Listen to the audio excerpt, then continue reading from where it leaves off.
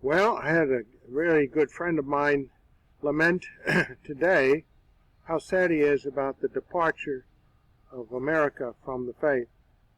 How little it started, but it started with a good beginning, and then it just grew to deterioration to the point where even to represent the Bible and God's Word today receives scorn so much more than before my generation. So, the answer is this is a time for us to shine.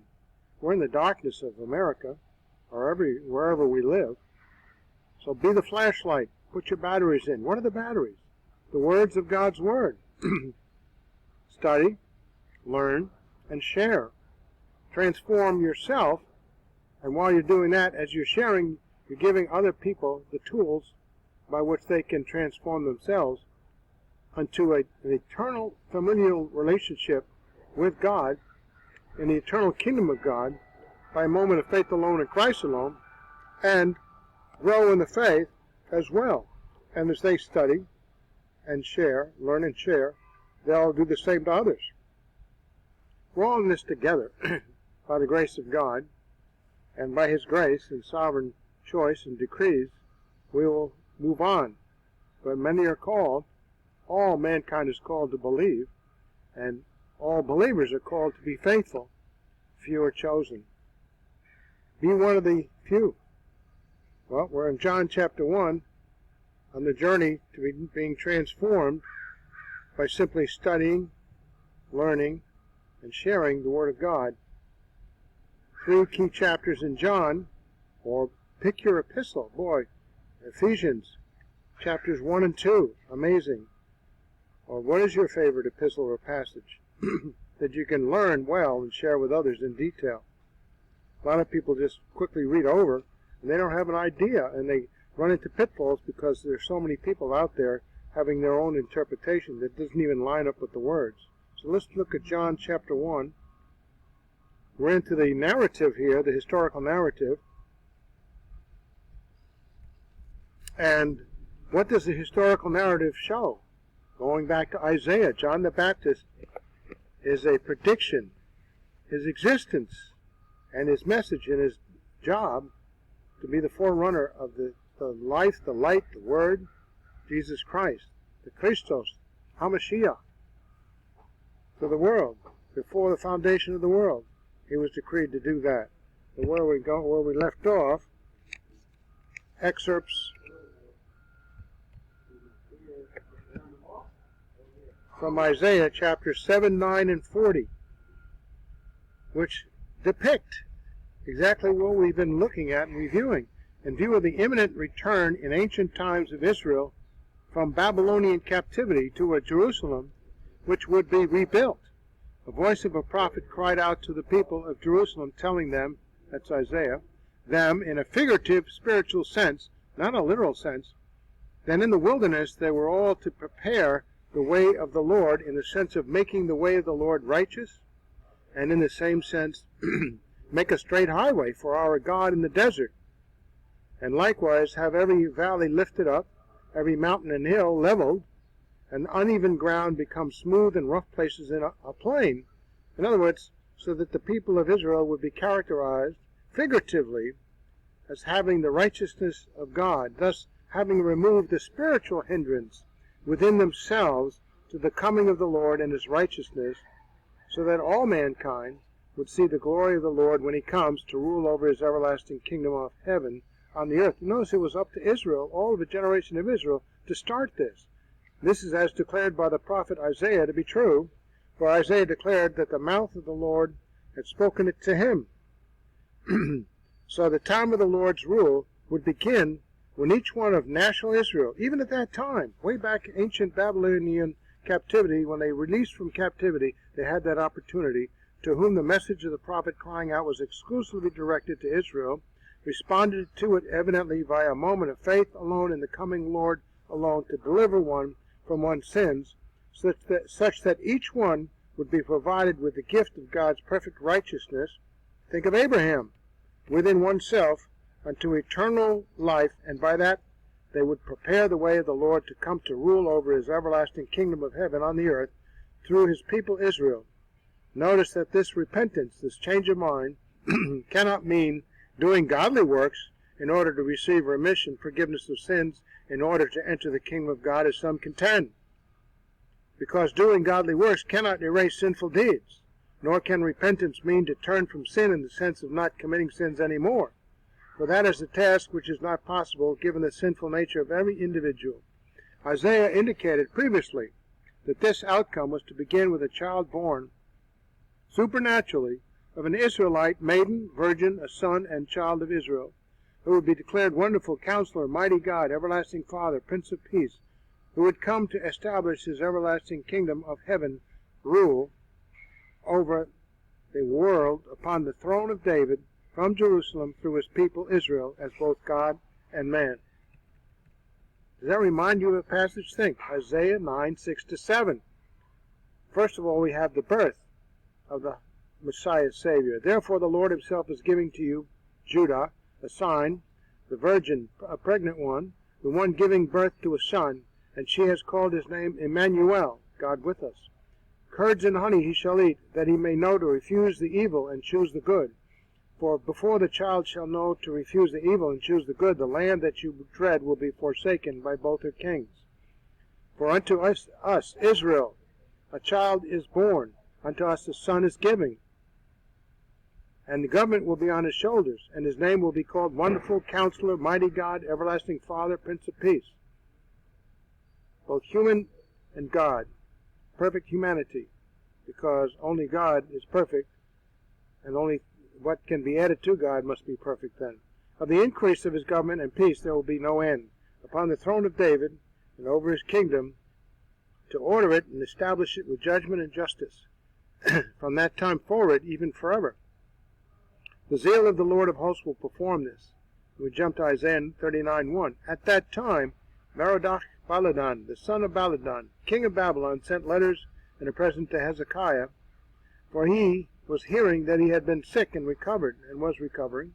And Hezekiah was being pleased with them, and showed them, literally was showing him the house of his treasures, the silver and gold, the spices and precious ointment, and all of his armory.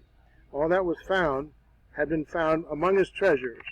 There was nothing in his house or in all his dominion that Hezekiah did not show to them. Then Isaiah the prophet was coming to King Hezekiah and was saying to him, "What did these men say? What have these men said? And from where did they come? Literally, where were they coming to you?" So Hezekiah said, had come to me from a far country, from Babylon. And he said, literally was saying, "What have they seen in your house?" So Hezekiah was answering, "They have seen all that is in my house. There's nothing among my treasures that I have not shown them."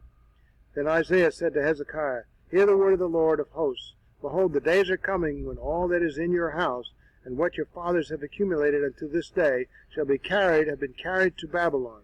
Nothing shall be left, says the Lord. And they shall be taking away some of your sons who will shall be descendants from you, whom you will beget. And they shall be eunuchs in the palace of the king of Babylon." So Hezekiah said to Isaiah, "The word of the Lord which you have spoken is good." For he said, "At least there will be a peace and truth in my days." Wow, how cold that was. He said, I'm going to be all right. Comfort my people, says your God, Isaiah 42. Speak to the heart of Jerusalem and cry out to her that her warfare has been ended, that her iniquity is to have been pardoned, for she has received from the Lord's hand double for all her sins. That's the Babylonian captivity that resulted from Hezekiah's betrayal. A voice of one crying out in the wilderness, "Prepare the way of the Lord, make straight a highway for our God in the desert," when they're coming back from the Babylonian captivity. And thereafter, they have this opportunity. Every valley will be lifted up, and every mountain and hill will be leveled. The uneven ground will become smooth, and the rough places a plain. And the glory of the Lord shall be revealed, and all flesh shall see it together, for the mouth of the Lord has spoken it. This is the coming kingdom that God has promised Israel from the beginning. Moses leading the Israelites out of captivity into Egypt, into the promised land, out of Egypt into the promised land. In view of this passage in Isaiah chapter 40 is the imminent return in ancient times of the Israelites from Babylonian captivity to a Jerusalem, which was to be rebuilt by them. Israel's past iniquity had been pardoned through having received double punishment for all her sins. Whereupon, the next verse portrays the voice of a prophet announcing the imminent coming of the Lord in his glory, imminent, right then and there, in his glory, to establish on earth the eternal kingdom of God, conditional, this is the key, upon all Israelites, making the necessary preparation. And what was that? Well, this voice of one crying out in the wilderness, prepare the way of the Lord. Here's how do you make the preparation. Make a straight highway for our God in the desert. Does he need a straight highway? He's God. Every valley will be lifted up and every mountain and hill be leveled. Why does God need that preparation made? This is figurative speech. The uneven ground will become smooth and the rough places a plain. And the glory of the Lord shall be revealed, and all flesh shall see it together, all mankind, Jews and Gentiles alike, for the mouth of the Lord has spoken it.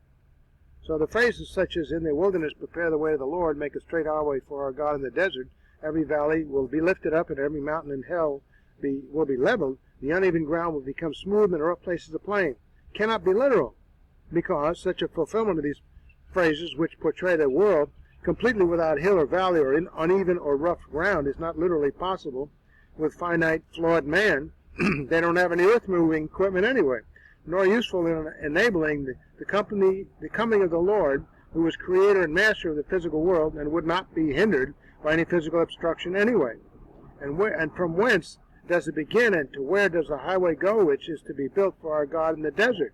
One can only conclude that the prophet crying out is speaking figuratively of the way of God's perfect righteousness, which can only be via every one of a generation of Israelites, removing the spiritual hindrances from within oneself to receive the coming of the Lord through trusting alone in the Lord, alone to deliver one from one's sins, to provide the gift of God's perfect righteousness within oneself unto eternal life.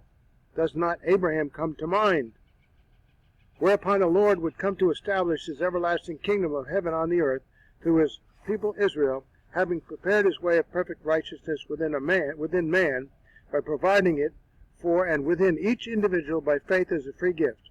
In the past, Israel's lack of faith had blocked her fellowship with the Lord and caused punishment and captivity to befall her. Nevertheless, Hezekiah, betrayal, Babylon, captivity. Nevertheless, the ancient Israelites, returning from Babylon, had their opportunity to see the salvation of their God come into the world, but failed to prepare for the Lord, to bring in his kingdom via repentance unto faith.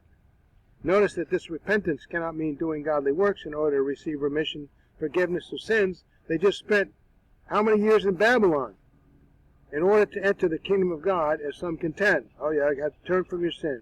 I turned around to turn from my sin, and I found more sin on the other side of me. Because doing godly works cannot erase sinful deeds. Do one bad deed, and they do two good deeds, you still did the bad deed. Nor can repentance mean to turn from sin in the sense of not committing sins anymore, for that is a task which is not possible, given the sinful nature of every individual. Romans chapter 7, even Paul lost the battle constantly with his sin nature. Hence the Lord postponed the completion of his mission. Why? Because all of Israel, to a man, did not choose to believe and get the free gift of eternal life by faith alone. Amazing. And they knew this. Here's Isaiah the prophet declaring this. Hence the Lord postponed the completion of his mission for when a future generation of Israelites will finally prepare itself properly for his coming, a moment of faith alone in Christ alone. Guess what the new covenant is? That's Jeremiah 31, 31 to 40, 31 to 34. Read it. Very beginning of that. 31 to 34.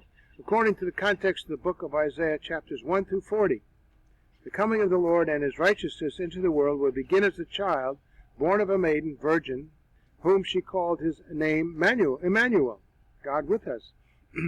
Therefore the Lord himself is giving to you, plural, Judah, a sign. Behold, the virgin, the pregnant one, the one giving birth to a son, and she has called his name Emmanuel. Curds and honey he shall eat, that he may know to refuse the evil and choose the good. For before the child shall know to refuse the evil and choose the good, the land that you dread will be forsaken by both her kings. And that's the way it was in the first century. So a child shall be born of a maiden, a virgin. His name shall be called Emmanuel, meaning God is with us. That's Isaiah 7, 14 to 16.